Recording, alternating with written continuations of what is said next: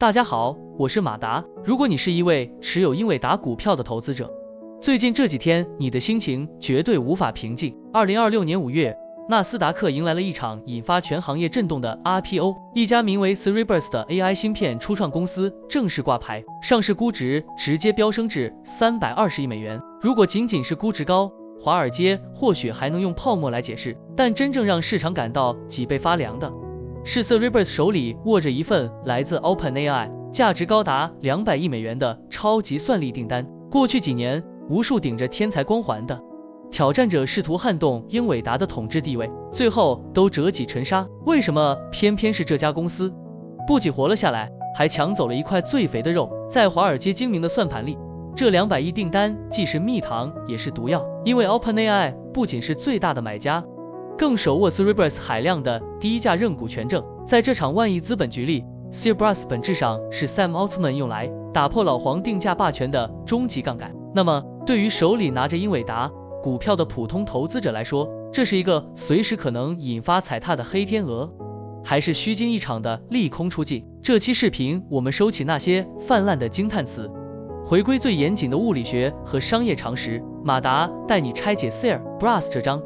颠覆行业底牌背后的物理账，以及老黄深谋远虑的反击账。一定要看到最后，我会给你一个明确的研判。作为英伟达的投资者，面对这个新晋的算力刺客，你到底该注意什么？要看懂 Cerebras 对英伟达的威胁，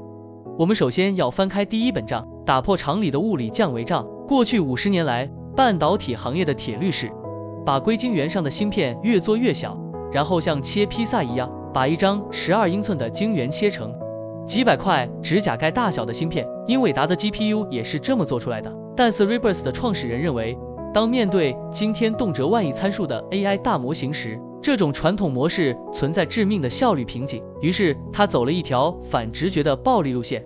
不切了，直接把整张晶圆做成一颗巨大的芯片。这就是震惊业界的 WSE 晶圆级引擎。我们拿英伟达地表最强的 B200 芯片和 Cerebras 的主力芯片 WSE3 做个直观的数据对比。B200 的面积约1600平方毫米，但 WSE3 面积高达惊人的46225平方毫米，这比你手里拿着的11寸 iPad Pro 还要大一整圈，足足是英伟达的29倍。在晶体管数量上， B200 拥有2081个，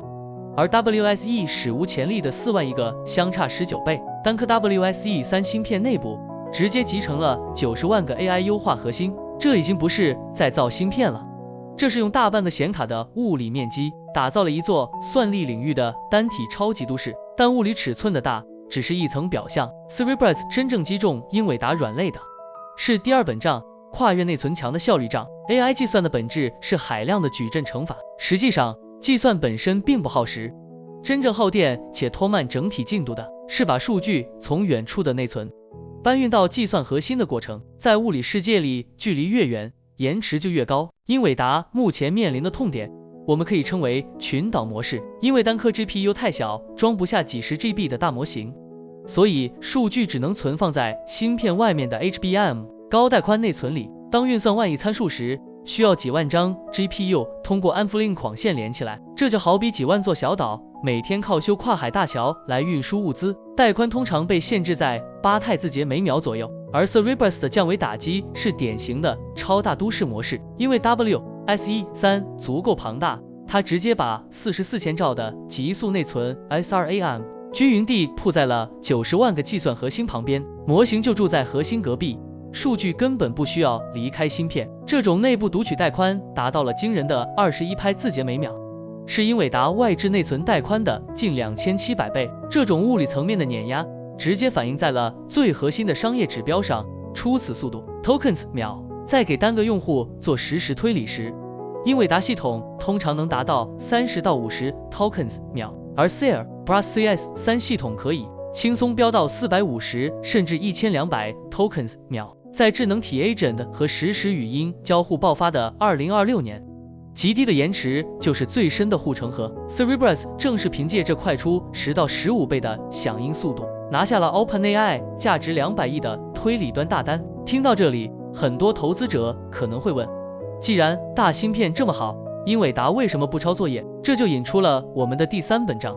被逼出来的工程壁垒账 ，Cerebras 花了10年时间，填平了3条深不见底的制造鸿沟。第一是良品率，整张晶圆必定有微小的瑕疵，传统小芯片坏了扔掉即可，但大芯片坏一个点整块报废。Cerebras 发明了底层的冗余与绕行技术，芯片开机能像导航绕开堵车一样，自动修改底层电路，连上备用核心。第二是散热，将23千瓦的功耗集中在一块板子上，足以瞬间将其融化。他们跨界引入了垂直喷射的微流体水冷系统，精准控温。第三是热胀冷缩的物理撕裂，巨大的硅片和主板发热时膨胀幅度不同，足以扯断银桨。他们研发了一种特殊的柔性夹层材料，像导电的海绵一样吸收了物理剪切力。可以说，这3道极高的物理壁垒为 Cerebras 构筑了至少2到3年的护城河。哪怕图纸完全公开，财大气粗的巨头想要印钞作业，也必须付出极其沉重的试错成本和时间代价。那么，面对这个估值超300亿、手握核心技术的算力刺客，老黄真的束手无策了吗？作为英伟达的投资者，你最应该关注的是老黄打出的这套教科书级别的思维立体反击仗。英伟达的底蕴远比市场想象的深厚。首先是并购截杀，早在2025年底，英伟达就斥资200亿美元变相收编了另一家低延迟推理巨头 Groq。 利用 Groq 的 LPU 技术，英伟达迅速补齐了极速推理的短板，在技术形态上试图堵死 Cerebras 的单一优势。其次是硬件升维，你比单片大，那我就不纠结单颗芯片了。英伟达推出了 GB200 NVL72 机架系统，利用密集的铜线背板直连在逻辑上，将重达1吨的机柜变成了一颗巨大的 GPU。Cerebras 比拼的是单片，英伟达比拼的是系统总吞吐量，再者是生态锁死。面对 Cerebras 的极速内存，英伟达祭出了极致的 FP4 软件压缩技术，把庞大的模型硬塞进更小的空间，同时利用几百万开发者高度依赖的 CUDA 生态，大幅拔高了客户迁移到 Cerebras 的试错成本。最后是财务消耗战，老黄果断将架构的迭代周期从2年缩短为1年，